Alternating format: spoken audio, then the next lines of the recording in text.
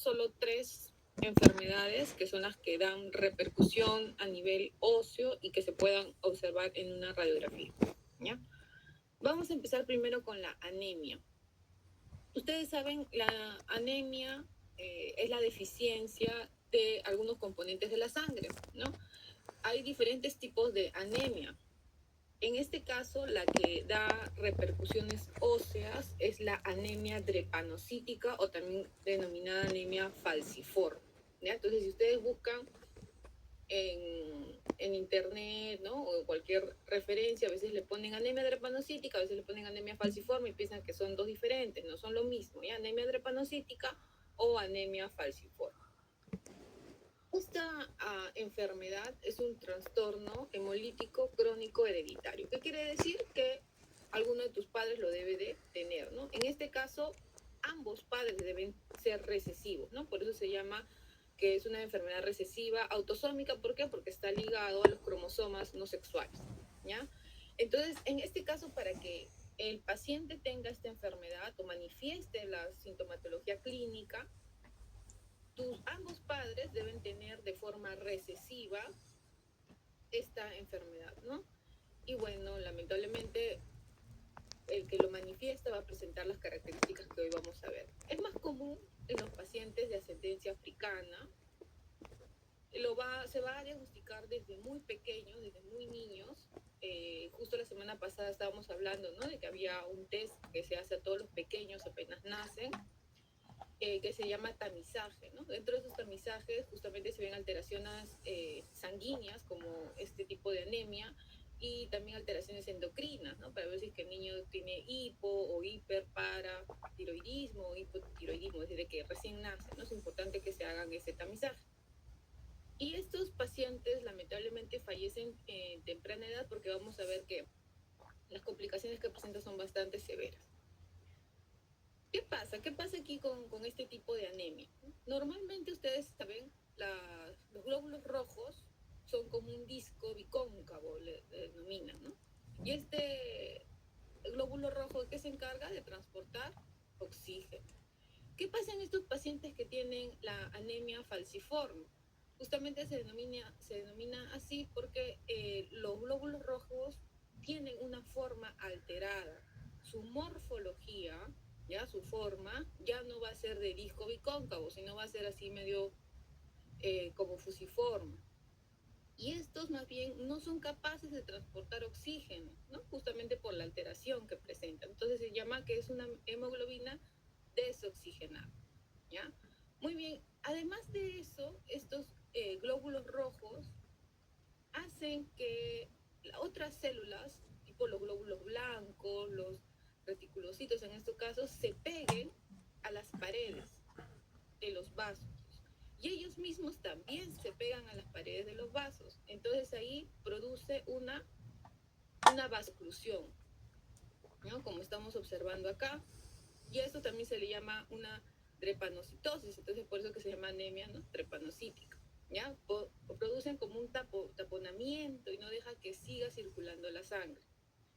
¿Eso qué va a producir? Vamos a ver, ya clínicamente ustedes ya se pueden ir imaginando, ¿no? Si no circula la sangre, ¿qué puede producir?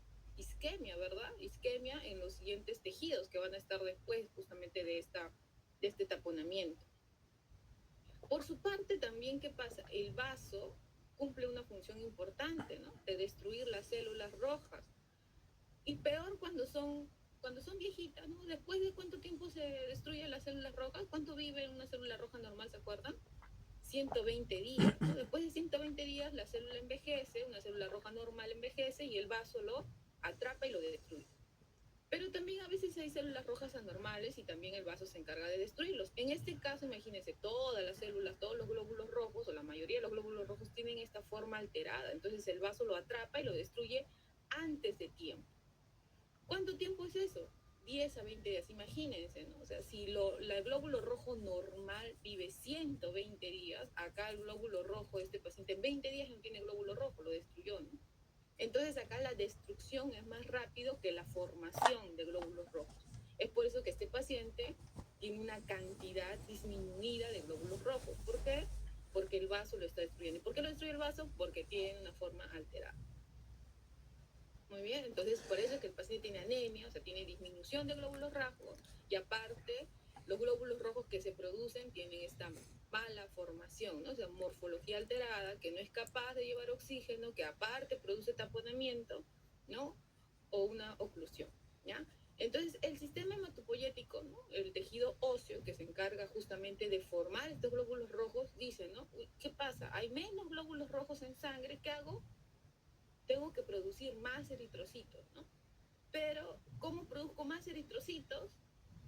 Aumentando el grosor de la médula ósea, ¿ya? Entonces, vamos a ver en estos pacientes que hay hiperplasia compensadora justamente de la médula ósea. ¿Por qué? Porque quiere producir más glóbulos rojos justamente para tratar, ¿no? De compensar esta destrucción que está haciendo el vaso, ¿ya? Muy bien, chicos, espero que se haya entendido esta parte de la fisiopatología, ¿no? De la anemia falciforme. Ahora vamos con las características, ¿no? Que más o menos ya podemos ir deduciendo qué vamos a encontrar, ¿no? Sabiendo un poco de estas alteraciones. Entonces acá tenemos los glóbulos rojos, ¿no? Que son bicóncavos, normales, y en estos casos se desoxigena, ya tenemos una forma falciforme, ¿no? Irreversible, ¿no? Por eso se llama anemia falciforme o drepanocítica, justamente porque hace la oclusión del vaso, ¿no? Se adhieren no solo los glóbulos rojos, sino también los glóbulos blancos, como les mencionaba, y va a producir, ¿no? Una hemólisis, destrucción de los glóbulos rojos, oclusión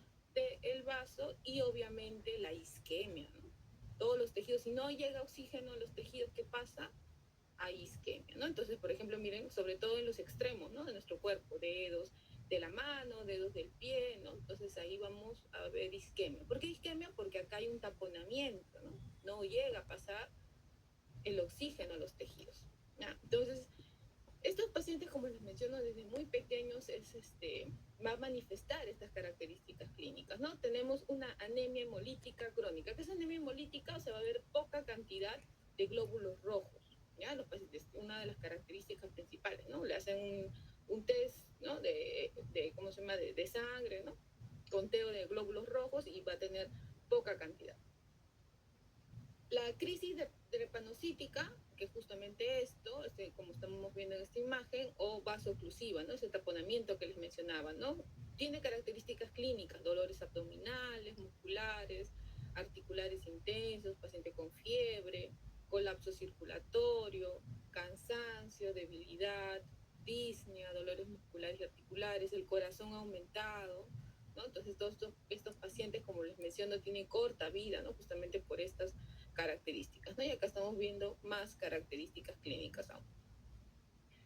Características radiográficas, jóvenes, lo que nos interesa a nosotros, ¿no? Les mencionaba que iba a haber un aumento del grosor de la médula ósea. Entonces, si ustedes se dan cuenta acá, las corticales del cráneo, esto es un cráneo, va a aumentar el espacio diploico. Miren, está acá, ¿no? Normalmente el espacio diploico es pequeño, ¿no? En cambio acá ha aumentado de grosor. ¿Por qué ha aumentado de grosor? Acuérdense, porque la médula se trata de compensar, ¿no?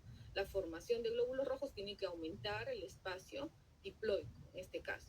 Pero también, doctora, usted me mencionó que hay un tipo de anemia. Sí, entonces como hay anemia, también se adelgaza las corticales. Miren, no la cortical interna, la cortical externa ni que hablar, no hay cortical externa, ¿no? La cortical interna es bastante delgada.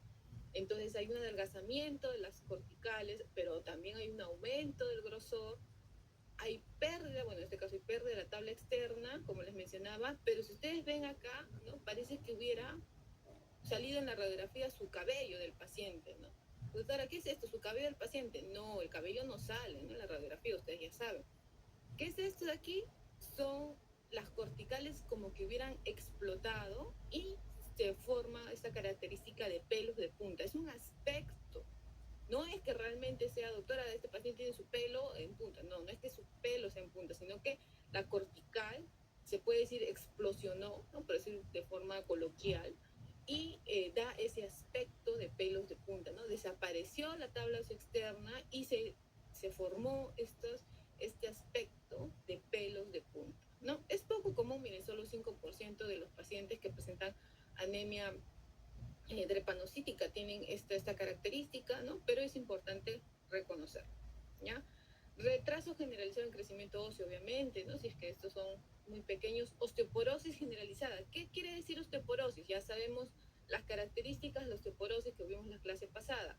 Adelgazamiento de las corticales basales, de las corticales de los senos maxilares, de la cortical del conducto dentario inferior, trabéculas delgadas, espacios medulares más amplios, ya todas esas son las características de una osteoporosis, ¿no? Entonces este paciente también va a tener esas características. Entonces, radiográficamente de repente lo podemos confundir con osteoporosis, sí, pero recuerden la edad.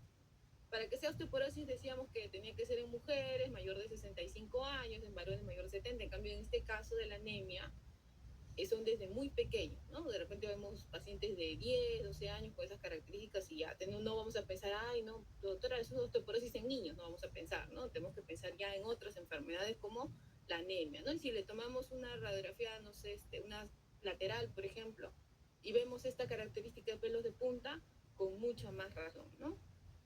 Anemia drepanocítica. Otra característica que, bueno, ya es fuera de nuestra área, pero igual se las comento, es que las vértebras tienen esta forma de pez. ¿Ya? Vamos a tratar de dibujar. Una vértebra normal, como estamos observando, es más o menos rectangular, ¿no? Rectangular. Pero en este caso de estos pacientes tienen esta forma, ¿no? Como si fuera, no sé si alguna vez han dibujado un pez como los niños, ¿no? Tienen como en la parte central más metida, ¿ya? Acá miren así. Voy a exagerar así un poco, ¿no? Entonces tienen esa característica, ¿no? Y esa característica dice que es bastante común en los pacientes con este tipo de anemia, ¿ya? Si les pregunto nuevamente en el examen, ¿no? Características radiográficas de forma general, ¿no? De la anemia drepanocítica, una de ellas podrían colocar vértebras en forma de pez. Muy bien, en la parte de nuestra área, ¿no? Se pueden observar zonas radiopacas, miren como estamos observando en esta radiografía panorámica, ¿no? De este artículo, por si acaso, ¿ya? Áreas radiopacas. Acuérdense por qué, porque hay aumento, ¿se acuerdan? Del grosor, ¿no? Por la compensación de la médula ósea, ¿no? Acuérdense que quiere fabricar más glóbulos rojos, entonces hay áreas radiopacas, ¿ya? Se dice que si se toma una periapical, ¿no? O nosotros vemos en las zonas molares, esta disposición de las trabéculas tiene forma de escalera. Jóvenes, eso dice la teoría, pero en la práctica la verdad es que no se identifica claramente. La verdad, si ustedes me muestran esta periapical y lo comparamos con una periapical de un paciente normal, vamos a ver bastante similitud. Pero la teoría nos dice eso. La verdad que hay que tener mucho ojo de repente, ¿no? O tratar de observar con mucho detalle para poder diagnosticar esto en una periapical, ¿no? Entonces, acá eso yo lo pongo en asterisco porque la verdad que la teoría lo dice, pero tendríamos que tener mucha habilidad para poder identificar ello. Mayor espaciamiento, eso sí, ¿se acuerdan? Porque les mencionaba que estos pacientes tienen las características de la osteoporosis, entonces hay mayor, ¿no? Los espacios medulares son mucho más amplios, las trabéculas son más delgadas. Y también igual que la cortical del canal mandibular, ¿ya? Adelgazamiento de la basal, adelgazamiento de las paredes del seno maxilar también. Muy bien, entonces acá vemos, miren, un paciente joven, pero miren, si ustedes llegan a observar, conducto anterior inferior se ve hasta acá, conducto anterior inferior se ve hasta acá, lo voy a dibujar, hasta acá, y acá a nivel de molares no se observa, ¿no? Debería observarse, igual pasa acá, en este lado, ¿no? No se observa la cortical del conducto anterior inferior. Entonces esto me tiene que hacer pensar en que mi paciente tiene alguna alteración, ¿no? Y ese es el que le digo las características de las trabéculas en escalera, ¿no? En inglés es stapledon, ¿ya? Corticales, igual, ¿no? Miren, este es un paciente normal, miren el grosor de la cortical, y este es un paciente con la anemia, miren el grosor de la cortical, ¿no? Ustedes ya hemos visto la semana pasada, ¿no? Miren la diferencia de grosores, ¿no? Son pacientes de la misma edad, del mismo sexo, para poder ver la diferencia. Muy bien, jóvenes, hasta acá terminamos lo que es la anemia falciforme y vamos a pasar al siguiente, la segunda patología, ¿ya? La segunda patología es la talasemia, también denominada anemia mediterránea o anemia eritoblástica. ¿Por qué le llaman Mediterráneo? Porque es bastante común en la zona del Mediterráneo, ¿no? Principalmente dice para italianos o griegos, pero también hay en África y en el sudeste asiático, ¿ya? Igual que el anterior, es hereditario, autosómico, recesivo. ¿Eso qué quiere decir? Que ambos padres, ¿no? Ambos padres de nosotros tienen que tenerlo de forma recesiva el gen para que se pueda manifestar, ¿ya? Este es un defecto en la composición de la hemoglobina. Si ustedes recuerdan, la hemoglobina tiene dos cadenas proteicas, una cadena proteica denominada alfa y una cadena proteica denominada beta.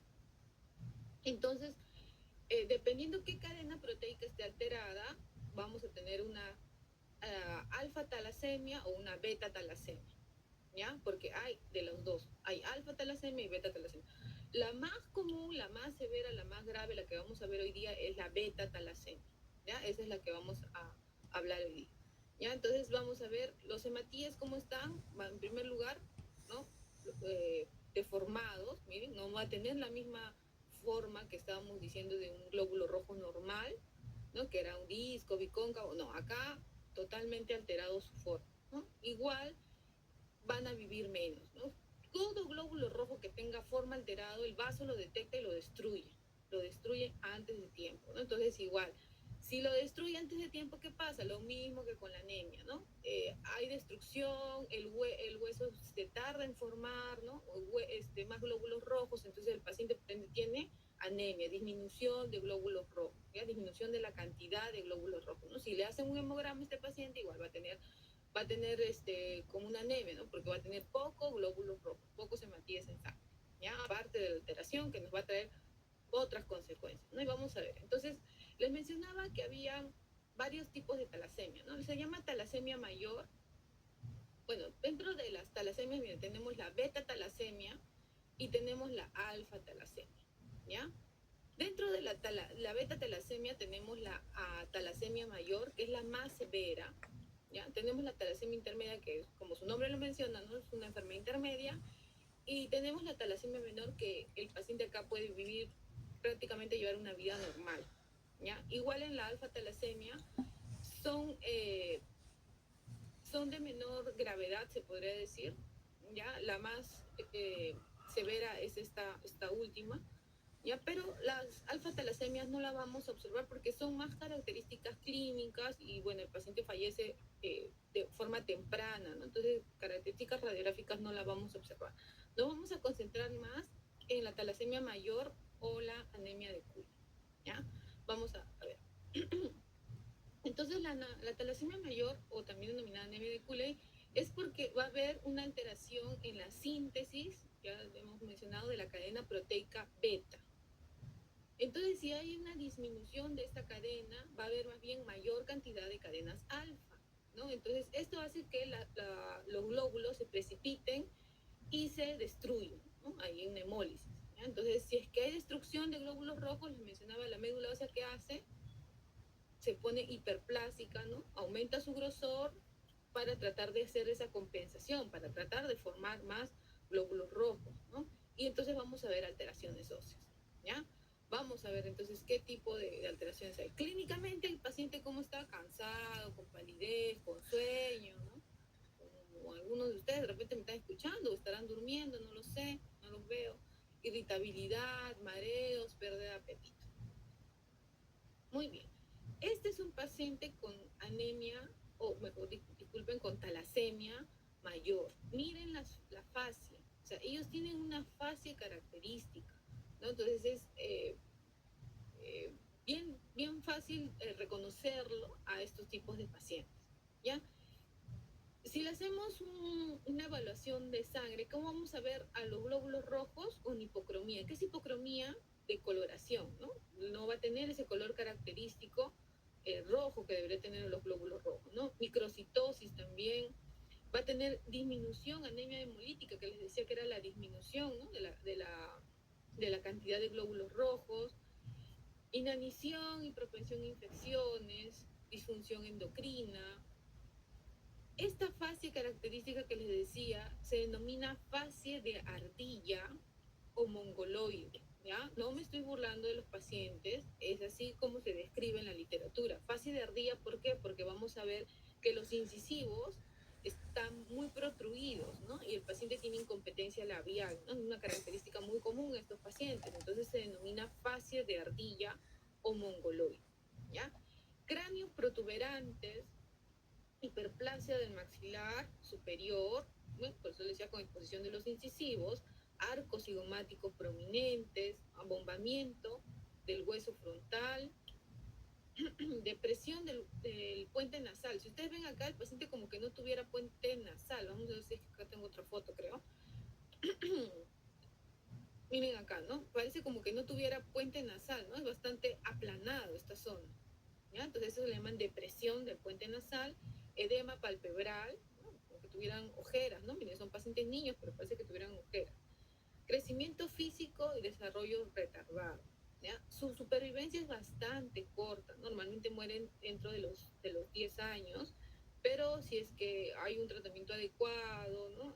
Pueden llegar a vivir hasta los 30 años, pero es poco, ¿no? La esperanza de vida, ¿ya? La forma leve, ¿se acuerdan que les mencionaba? Este es la talasemia mayor, hay una talasemia intermedia o la talasemia menor. Ellos sí pueden llegar a vivir hasta la edad de adultos, ¿ya? Pero en la talasemia mayor sí la esperanza de vida es bastante corta. Radiográficamente, ¿qué vamos a observar? Sobre todo en calota, igual que en la anemia drepanocítica, ¿no? Aumento, miren, del grosor diploico, miren qué cantidad de grosor tiene esto, ¿ya? Y este hueso también va a tener esta característica, si ustedes observan, ¿no? Se ve medio granular, ¿ya? Bastante granular. Puede también tener los pelos de punta, como en la anemia drepanocítica. Entonces, acuérdense, todas las que son enfermedades de sangre tienen esos pelos de punta, ¿no? Ya sea anemia drepanocítica o sea talasemia, tienen esta característica de pelos de punta, ¿ya? Puede también, como les mencionaba, tener esta característica de ser granular. Sobre todo se engrosa, dice, el hueso frontal, ¿no? Es por eso que los pacientes clínicamente tienen este abombamiento frontal, ¿no? Porque también se engrosa, dice, el espacio diploico, sobre todo del hueso frontal, es lo más común, ¿ya? En los huesos largos voy a tener lo mismo que veíamos en lo que son los pacientes con osteoporosis, adelgazamiento de las corticales, espacios medulares más amplios, trabéculas delgadas, ¿ya? Es lo característico, ¿no? Entonces acá tenemos, miren, el aspecto de pelos de punta en un paciente con talasemia. Doctora, ¿lo puedo confundir con un paciente con anemia drepanocítica? Sí, radiográficamente sí, ¿no? Si tú ves así un paciente, no voy a saber si tiene talasemia, no voy a saber si tiene anemia drepanocítica, pero sé que tiene una alteración sanguínea, ¿ya? Muy bien. Mírenme también, yéndonos a otras áreas, no nuestra área, pero también tiene alteraciones en otras zonas, ¿no? Como por ejemplo en las costillas. Miren, si ustedes ven las costillas, no vemos que tienen, este es un paciente normal, vemos que tiene una densidad, un grosor adecuado. Miren acá un paciente con talasemia. En primer lugar, es bastante, se puede decir, disminución de la densidad, ¿no? De las costillas. Miren acá parece que tuvieran poros, ¿no? Bastante porosos, se ven como huequitos, pequeños huequitos, y esto que es un paciente niño. Y aparte está aumentado el grosor. Si ustedes llegan a observar este grosor, miren, comparen con este grosor, ¿no? Está aumentado el grosor, ¿no? Y no es que sea otra toma, que el paciente se movió, no, sino que es así, aumentan el grosor. ¿Se acuerdan lo que les decía, la parte compensatoria, ¿no? El aspecto compensatorio que quiere hacer la médula ósea para querer fabricar más glóbulos rojos, aumentan el grosor, ¿ya? Y no solo en costillas, sino también en manos, miren, ven, ¿no? Entonces nosotros manos sí, a veces podemos tomar una carpal, podemos indicar, miren, un paciente normal, el grosor, ¿no? Que tienen las falanges, y miren un paciente con talasemia, miren el grosor, ¿ya? Que tiene, aparte obviamente de la densidad, ¿no? Miren acá se ve claramente la cortical de la falange, mientras que acá las corticales están bastante adelgazadas, adentro, ¿no? Espacios medulares bastante amplios, trabéculas bastante delgadas, un hueso totalmente poroso, ¿no? Si ustedes comparan, ¿no? Un hueso totalmente poroso, ¿ya? Y miren, son pacientes niños, ¿no? Pacientes niños, miren que todavía no se une la epífisis con la diáfisis. Y ven nuevamente el aumento del grosor, ¿ya? Entonces son características de los pacientes con talasemia, ¿no? Adelgazamiento de corticales y el aumento de grosor de los espacios medulares, ¿ya? Muy bien. En lo que nos compete, ¿no? En el área maxilar. ¿Qué decíamos que vamos a observar en estos pacientes como tienen ese aspecto de ardilla? Entonces la premaxila está bastante prominente, ¿no? Si yo le tomo de repente una radiografía lateral, observaría él. Radiolucidez generalizada, nuevamente, miren acá el conducto dentario inferior, lo observo hasta acá, de ahí se me pierde la cortical del conducto dentario inferior, ¿no? Igual acá. ¿No? ¿Eso qué quiere decir? Que mi paciente no es que tenga osteoporosis, ¿no? Porque es un paciente bastante joven, ¿no? Sino que yo tengo que pensar en otra enfermedad, ¿ya? Espacios medulares bastante amplios, miren acá, ¿no? Las láminas duras, miren, ¿observan lámina dura en estos dientes? Ninguno, ¿no? Ninguno presenta lámina dura, ¿no? Parece que los dientes estarían ahí sin soporte, ¿no? Bastante finos. En algunos casos podemos ver raíces cortas, ¿no? En algunos casos. Miren, un paciente normal, niño, ¿no? Niño, la misma edad, paciente normal, miren el grosor de la basal, un paciente con talasemia mayor. Miren el grosor, ¿no? La diferencia. Miren los espacios medulares, ¿no? Los espacios medulares acá están mucho más amplios. Hay retraso en la formación dentaria, ¿no? Miren acá, ya, estos son pacientes que tienen la misma edad, ¿no? Miren acá, mientras ya hubo incluso cierre de raíces, acá todavía están en formación, ¿no? Entonces hay un retraso en la erupción, en la formación de las raíces, ¿ya? Muy bien. Este artículo que está aquí, sería interesante que lo revisen. Acá presentan varios casos, ¿no? Y así en comparación también de pacientes normales con pacientes con beta talasemia. Muy bien, Jorge. Terminamos con la segunda enfermedad y vamos a pasar a la última, que es el mieloma múltiple, ¿ya? También denominado mieloma de células plasmáticas o plasmocitoma. Vamos a ver, entonces, ¿se acuerdan ustedes de esta cascada de formación, ¿no? De todas las células de la sangre, ¿no? Recuerdan, tenemos la célula madre, de la célula madre se van a diferenciar, ¿no? En linfoblastos precursores de las células B, de las células T, los monoblastos, los mieloblastos. Ya cada uno al final va a dar una célula sanguínea, ¿no? Cada uno se encarga, va a tener una función.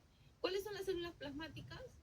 Los linfocitos B y los linfocitos T, ¿no? ¿Se acuerdan? ¿Ya? Que son células plasmáticas o los glóbulos blancos que les mencionamos nosotros, ¿no? Este caso, jóvenes, es una neoplasia. ¿Qué es una neoplasia?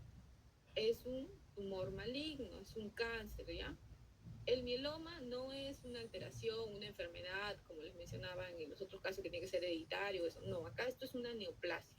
¿Eso qué quiere decir? Que todos en cualquier momento podemos tener la manifestación de esta enfermedad, ¿no? No se sabe a quién nos tocará, es una neoplasia maligna, ¿ya? El mieloma múltiple. ¿Ya? Entonces, acá, ¿por qué se da? Porque hay una proliferación sin control de estos glóbulos blancos, ¿ya? Estos glóbulos blancos, como hay una gran producción de ellos sin control, ellos también a su vez producen de forma anormal diversas proteínas como la inmunoglobulina monoclonal, la proteína M, el pico M, el paraproteína. Entonces, aparte de que ellas están produciendo proteínas anormales, hay mucha producción de ellos. Entonces, es toda una cadena, ¿no? Una consecuencia que vamos a ver. Entonces, estas células van a destruir a la médula ósea normal. Entonces ustedes ya pueden pensar, destrucción de médula ósea. ¿Cómo voy a ver esa zona?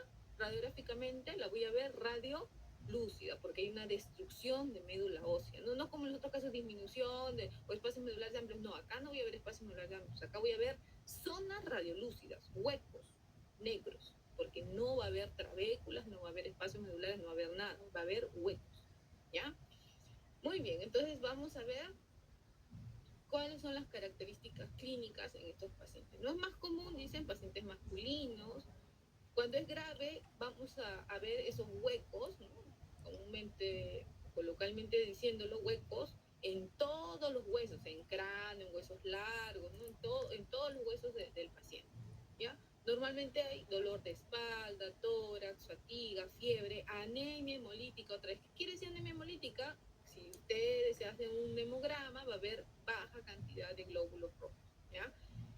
El 20% va a haber fracturas patológicas, el 70% va a presentar lesiones en los maxilares. Miren que es una gran cantidad, por eso es importante reconocer o identificar los mielomas, porque miren, miren que el 70% da manifestaciones en los maxilares, ¿ya? Sobre todo, miren, cuerpo, ángulo y rama mandibular.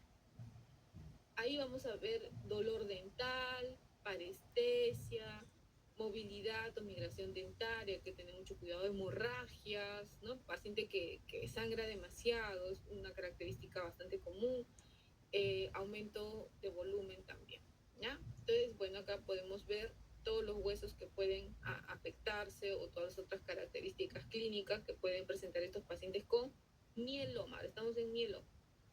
Muy bien, características radiográficas entonces. Vamos a ver múltiples zonas radiolúcidas, como les decían, varios huecos. Miren, acá podemos observar uno, por acá me parece que hay otro, ¿no? Acá hay otro, acá hay otro, acá hay otro. Múltiples zonas radiolúcidas. La mandíbula es la más... Pueden ser desde tamaño muy pequeños hasta muy grandes, como estamos observando acá, ¿no? No son bien definidos los límites, yo sé dónde empieza, dónde acaba, pero no está corticalizado, o sea, no tiene una banda radiopaca alrededor. ¿Ya?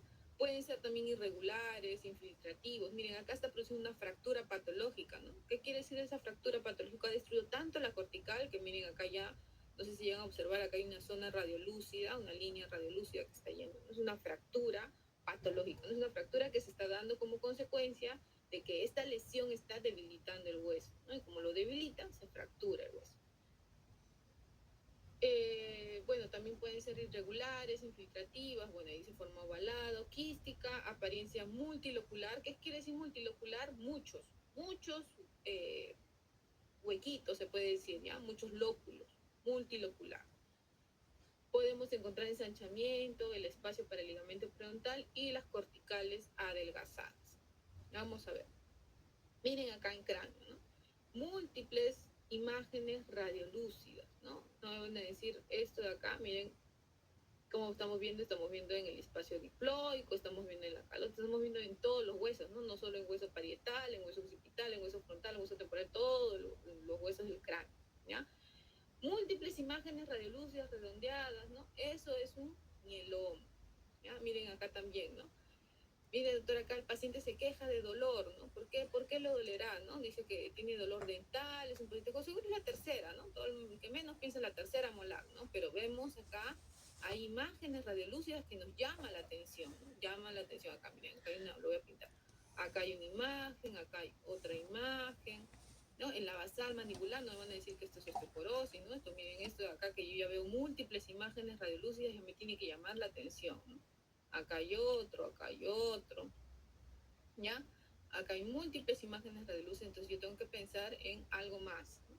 Y eso es característico solo del mieloma, ¿ya? Múltiples imágenes radiolúcidas redondeadas, ojos cerrados, mieloma. A esas imágenes radiolúcidas jóvenes se le llama imágenes en saca-bocado, ¿ya? Miren, en saca-bocado. ¿Qué quiere decir saca-bocado? No sé si ustedes han visto, hay una biopsia, no sé si en patología le han explicado, con este instrumento que lo introducen y saca como un huequito, ¿no? Saca como un huequito, así.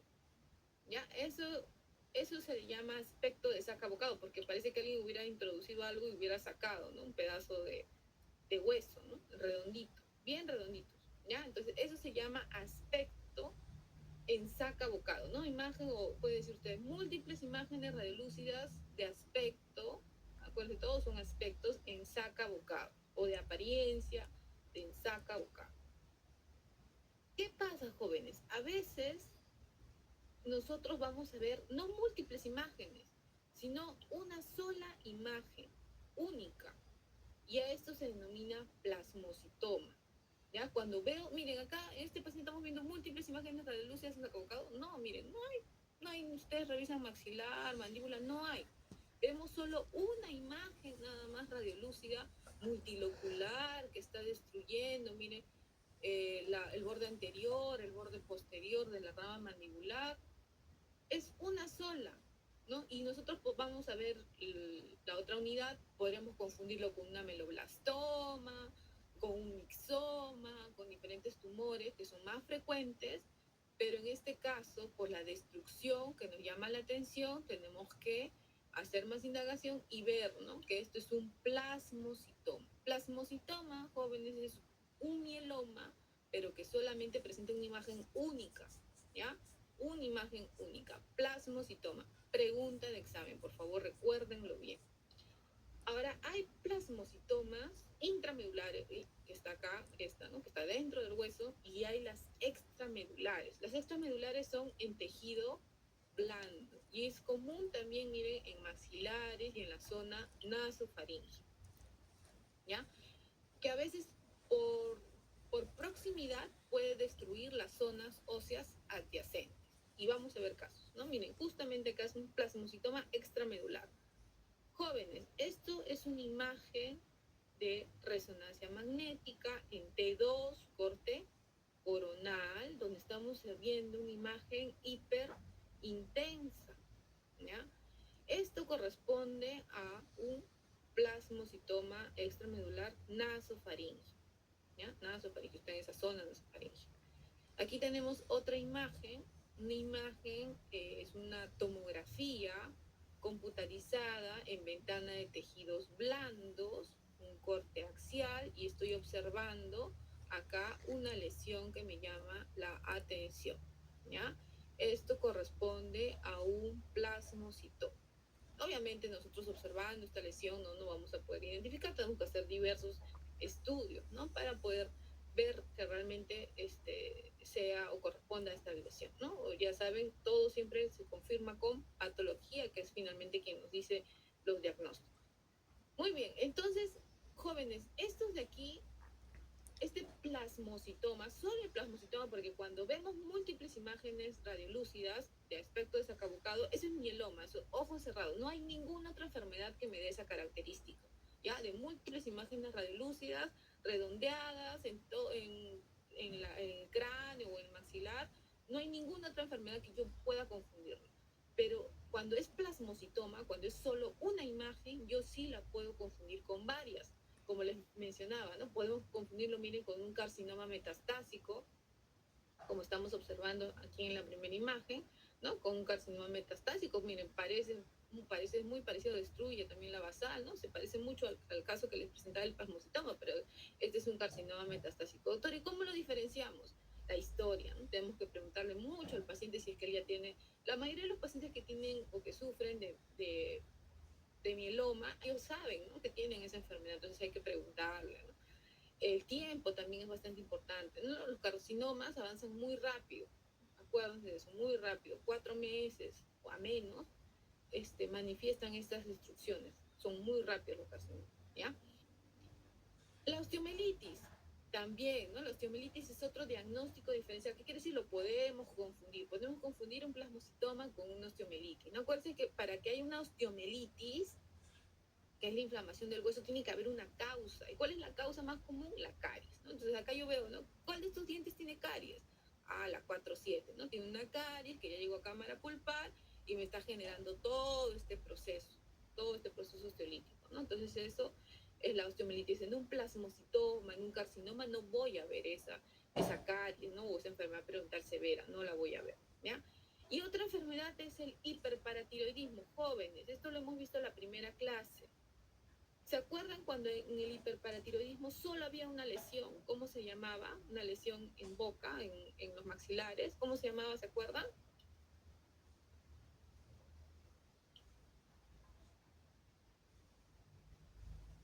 Que yo les decía que se dice tumor, pero en realidad no es un verdadero tumor, ¿no? Simplemente una lesión ósea. Tumor. Perfecto, ya, tumor pardo. Entonces, cuando yo les pregunte diagnósticos diferenciales del tumor pardo, ¿cuál será?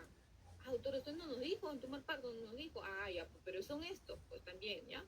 El carcinoma metastásico, la osteomelitis y el plasmocitoma. Diagnóstico diferencial del plasmocitoma. Tumor pardo, carcinoma metastásico y la osteomelitis, ¿ya? Entonces, acuérdense de esos cuatro, siempre van a estar relacionados, ¿ya? Yo les puedo preguntar cualquiera.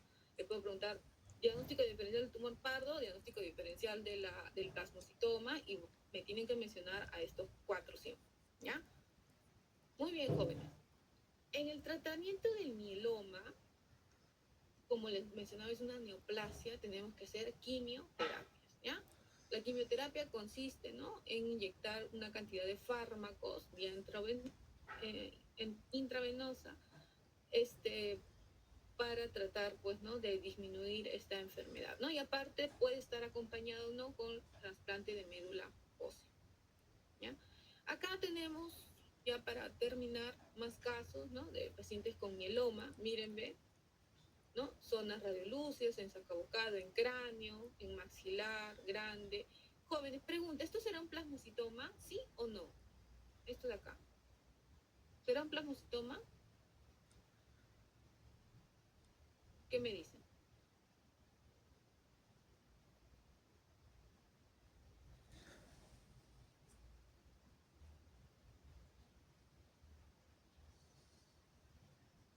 No, no es un plasmocitoma. ¿Por qué? Porque tengo más imágenes radiolúcidas. Tengo una imagen acá, en la flecha me está indicando, ¿no? Tengo otra acá, acá también tiene en la tuberosidad. Entonces, si yo veo más imágenes radiolúcidas, no es un plasmocitoma. ¿Por qué? Porque el plasmocitoma tiene que ser una imagen única, ¿ya? Si yo veo más imágenes, esto deja de ser un plasmocitoma. ¿Y qué es? Un mieloma, ¿ya? Muy bien, entonces acá igual, ¿no? Acá veo más imágenes radioluces, entonces donde están las flechas, ahí hay zonas, ¿no? Zonas radioluces en sacabocado, corresponden ambos al mismo paciente, ¿no? Tanto la de cráneo, esto es una radiografía de Tau, ¿no?